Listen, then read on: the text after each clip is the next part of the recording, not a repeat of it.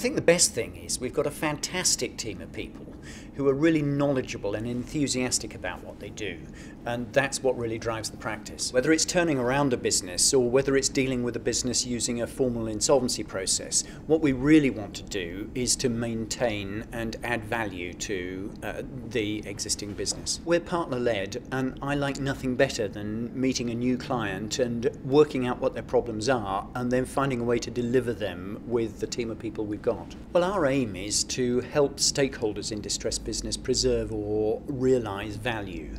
And really we do that through the professional excellence of the service we provide, the personal attention to the needs of those stakeholders, and for us, delivering that excellence in a personal way is what helps us achieve our objectives. Well, the constructive use of insolvency process is always something we bear in mind. And for us, it's really important to look on the positive side of business distress.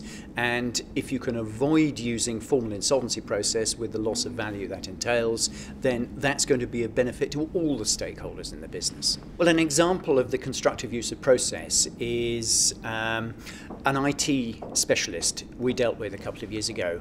And we were introduced to this by a turnaround manager who wanted us to apply insolvency skills to the solution. The company had run out of money, and significantly the management no longer had the confidence of the business's financiers.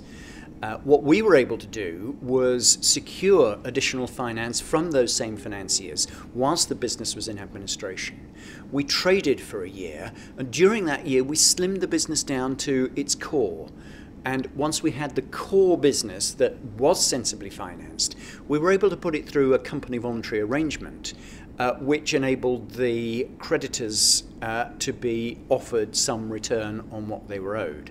But most significantly, using the structure we did, we preserved some tax losses of significant value.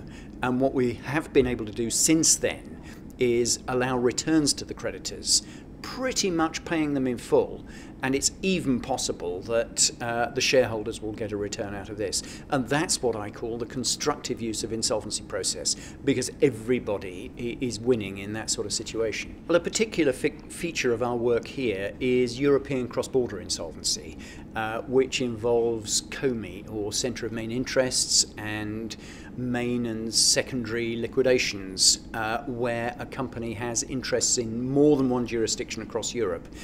There is a European insolvency regulation which applies to such cases, and probably more than many people, we are well placed to advise on and deal with those sorts of situations. And we're often consulted by restructuring professionals, either overseas or in this country, in those sorts of circumstances.